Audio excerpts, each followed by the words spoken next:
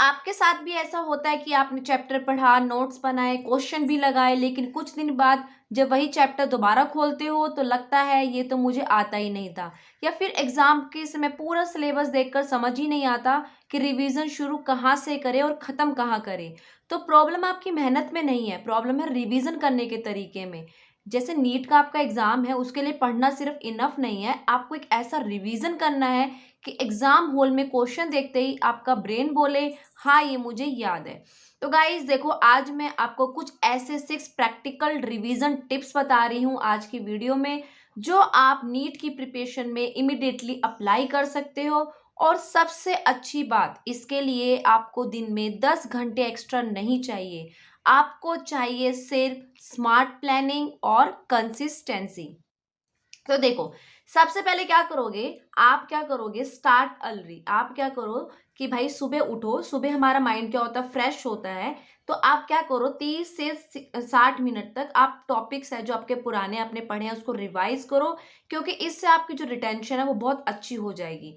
ठीक है। और यहाँ पे बहुत सारे मिस्टेक करते हैं जो स्टूडेंट, वो बता देती हूँ कि सुबह उठते ही वो नया चैप्टर पढ़ना शुरू कर देते हैं। तो मैं यहाँ पे बोलूंगी कि सुबह का थोड़ा सा समय अपने पुराने टॉपिक की रिवीजन को देना। ठीक है। मान लो आपने कल क्या किया, बायो पढ़ी, बायो में आपने ह्यूमन फिजियो का एक टॉपिक पढ़ा। तो आज सुबह आप क्या करोगे, नया टॉपिक शुरू करने से पहले सिर्फ 20 से 30 मिनट तक ना पुराने टॉपिक को रिकॉल करना। ठीक है। बुक बंद करना और खुद से पूछना कि मुझे क्या क्या याद है। यही होता है आपका एक्टिव रिकॉल, जो आपके रिवीजन में और आपके एग्जाम के टाइम में हेल्प करेगा। रिवीजन का मतलब सिर्फ यही नहीं होता है कि सिर्फ नोट्स पढ़ना है। रिवीजन का मतलब होता है बिना देखे अपने ब्रेन से इंफॉर्मेशन निकालना। ठीक है। नेक्स्ट, अगर मैं आपको वही बात बताऊं कि क्रिएट क्वालिटी नोट्स, आपको क्या करना है कि भाई इंपॉर्टेंट चीज़ें देखो, आपको क्वालिटी नोट्स बनाने हैं। नीट प्रिपरेशन में जो नोट्स बनाने के चक्कर में कई स्टूडेंट क्या करते हैं, पूरा का पूरा जो नीट के नोट्स होते हैं उनको बनाने लग जाते हैं, उसको डेकोरेशन में उसमें टाइम दे देते हैं। ठीक है। कभी डिफरेंट कलर्स यूज कर रहे हैं, हाइलाइटर यूज कर रहे हैं, ब्यूटीफुल हेडिंग्स लिख रहे हैं, और आखिर में क्या होता है। ठीक है। तो भाई एक चैप्टर के 40-50 पेजेस के जो नोट्स हैं उससे आपको रिवीजन नहीं करना है, क्योंकि उससे आप रिवीजन करोगे तो आप उठ कर ही नहीं पाओगे, आप पहले ही डर जाओगे, हाँ इतना सारा पढ़ना है मुझको। तो इसलिए याद रखना कि नोट्स का काम सुंदर दिखना नहीं है, रिवीजन आसान बनाना है। आपके नोट्स ऐसे होने चाहिए जिन्हें आप एग्जाम से पहले जल्दी रिवाइज कर सके। जैसे एग्जाम्पल में बताऊं कि अगर किसी चैप्टर के आपने क्या किया, 20 इंपॉर्टेंट कंसेप्ट है तो उन्हें शॉर्ट पॉइंट में लिख लो। इंपॉर्टेंट फॉर्मूले हैं उनको अलग लिख लो, एक्सेप्शन है उनको अलग लिखो, कंफ्यूजन फैक्ट्स है उनको अलग लिखो। और जो चीज़ आप बार बार भूल रहे हो ना, उसे स्पेशली आप किसी कलर से मार्क कर देना। आप चाहे तो हर चैप्टर के लिए 15 से 30 मिनट का रिवीजन शीट भी बना सकते हैं, ताकि भी आप रिवीजन शीट है जिसे देखकर आप पूरा चैप्टर उसको क्विकली रिकॉल कर पाओगे। और बायो में स्पेशली बोलूँ तो भाई एनसीईआरटी आपकी प्रायोरिटी होनी चाहिए। नोट्स है एनसीईआरटी को रिप्लेस का काम बिल्कुल नहीं करेगा, नोट्स का काम एनसीईआरटी को रिवाइज करना आसान बनाता है। तो भाई इसका मतलब ये नहीं है कि भाई आप एनसीईआरटी स्किप कर दोगे, नोट्स पढ़ोगे। बायो में आपको अपनी एनसीईआरटी जरूर पढ़नी है। Limit distraction. ठीक है। आपकी पढ़ाई के टाइम, आपके रिवीजन के टाइम आपको डिस्ट्रैक्शन है, इस पे ध्यान देना होगा। क्योंकि देखो, आप लोगों ने नोटिस किया होगा कि आप जब पढ़ने बैठते हो तो 5 मिनट बाद फोन हाथ में आ जाता है, एक नोटिफिकेशन, फिर इंस्टाग्राम, फिर यूट्यूब, फिर व्हाट्सएप, और अचानक आपको पता चलता है कि 1 घंटे से पढ़ाई हुई ही नहीं है। इसलिए रिवीजन सेशन को शुरू करने से पहले डिस्ट्रैक्शन को आपको खत्म करना होगा। एक सिंपल रूल यहाँ पे याद रखना कि study time only study time.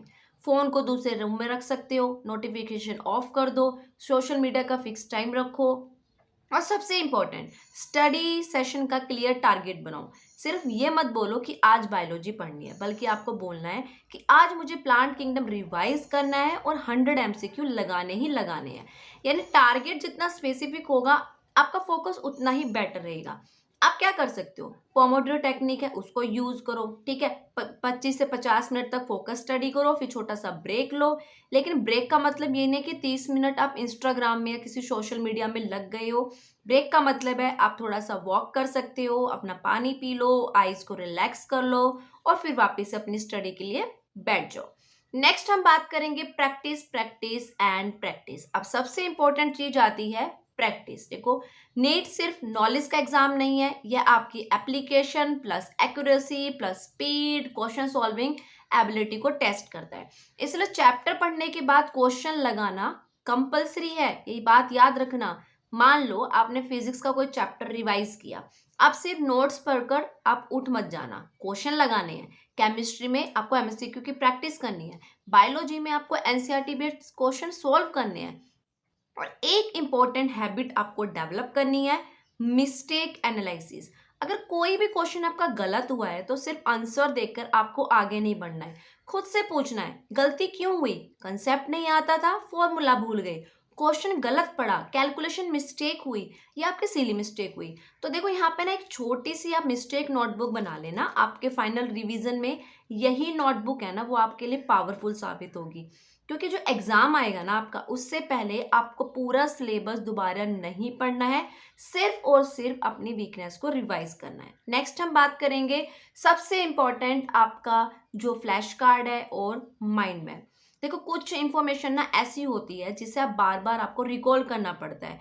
जैसे भाई, जैसे बायोलॉजी में कोई फैक्चुअल पॉइंट्स है, एक्सेप्शंस है, एग्जाम्पल्स हो गए, कोई हॉर्मोन्स है, डिजीजेज है, फिजिक्स के फॉर्मूला हो गए, केमिकल रिएक्शंस होगी। और इसके लिए ना जो फ्लैश कार्ड होते हैं बहुत यूजफुल होते हैं। एक साइड में आप क्वेश्चन को लिखिए और एक साइड आंसर को लिखिए, फिर खुद को टेस्ट कीजिए। इसी तरह माइंड मैप भी रिवीजन को बहुत आसान बनाता है। एक चैप्टर के बीच में चैप्टर का मेन टॉपिक लिखिए, फिर उससे इंपॉर्टेंट कंसेप्ट की ब्रांचेज में निकाल लीजिए, ठीक है। इससे आपका ब्रेन इंफॉर्मेशन को एक कनेक्टिव स्ट्रक्चर की तरह देखता है और रिवीजन के समय पूरा चैप्टर एक नज़र में रिकॉल हो जाता है। लेकिन ध्यान रखना है कि माइंड मैप बनाते समय आपको ज़्यादा टाइम नहीं लगाना है। माइंड मैप आपके रिवीजन के लिए है, आर्ट वर्क कंपटीशन के लिए नहीं है, ठीक है। मैं यहाँ बोलना चाहती हूँ, जैसे मैं देखो सेल्फ स्टडी के लिए जो माइंड मैप बनाया हुआ है ना, इस तरह से आपको माइंड मैप क्रिएट करना है।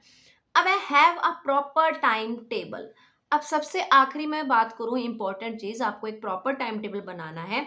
अगर आपको नहीं पता चल रहा है कि आपको आज क्या पढ़ना है, कल क्या रिवाइज करना है, किस दिन टेस्ट देना है, तो प्रिपरेशन आपकी रैंडम हो जाएगी। इसलिए एक रियलिस्टिक टाइम टेबल बनाना है।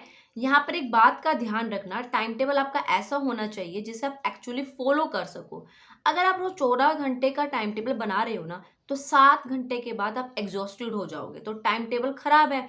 इसलिए अपने दिन को आप छोटे छोटे टारगेट में डिवाइड करो। फॉर एग्जांपल, जैसे आपने मॉर्निंग में क्या किया, भाई मैं बायोलॉजी रिवाइज करूंगा, आफ्टरनून में फिजिकल या केमिस्ट्री का कोई कंसेप्ट देखूंगा, इवनिंग में मैं एमसीक्यूज या मिस्टेक एनालिसिस करूंगा, नाइट में मैं क्विक रिवीजन करूंगा। और हर दिन थोड़ा टाइम पुराने चैप्टर के लिए रखना, क्योंकि अगर आप सिर्फ नया सिलेबस करते रहोगे तो रिवीजन आपकी पोस्टपोन हो जाएगी और एक समय पर बैकलॉग के साथ साथ रिवीजन का भी बैकलॉग बन जाएगा। तो भाई, एक मैं आपको सिंपल सा रिवीजन फॉर्मूला बता रही हूँ, ठीक है। देखो, याद रखना, पहले आप रीड करोगे, फिर रिकॉल करोगे, देन प्रैक्टिस करोगे, एनालिसिस करोगे, रिवाइज करोगे। मतलब आपने कोई चैप्टर पढ़ा, फिर बुक को बंद करके रिकॉल किया, क्वेश्चन प्रैक्टिस की, मिस्टेक को एनालिसिस किया और वीक एरिया को दोबारा से रिवाइज किया। यही आपकी स्मार्ट रिवीजन है। सिर्फ बार बार पढ़ते रहना रिवीजन नहीं होता है। रिवीजन तब होता है जब इंफॉर्मेशन आपके ब्रेन से वापस ना निकले। अगर बैकलॉग हो गए हैं, मॉक टेस्ट में आपके कम मार्क्स आ रहे हैं, तो इसका मतलब ये नहीं है कि आप नीट को क्रैक नहीं कर सकते हो। बस एक चीज़ याद रखना कि आपको हर दिन परफेक्ट बनने की ज़रूरत नहीं है, आपको हर दिन थोड़ा बेटर बनना है। आज 100 क्वेश्चन लगाए, बहुत अच्छा, कल आप 120 लगाना। आज 2 चैप्टर रिवाइज किए तो कल 2.5 चैप्टर का टारगेट रखना। आज 5 मिस्टेक हुई है तो कल कोशिश करना कोई मिस्टेक रिपीट ना हो।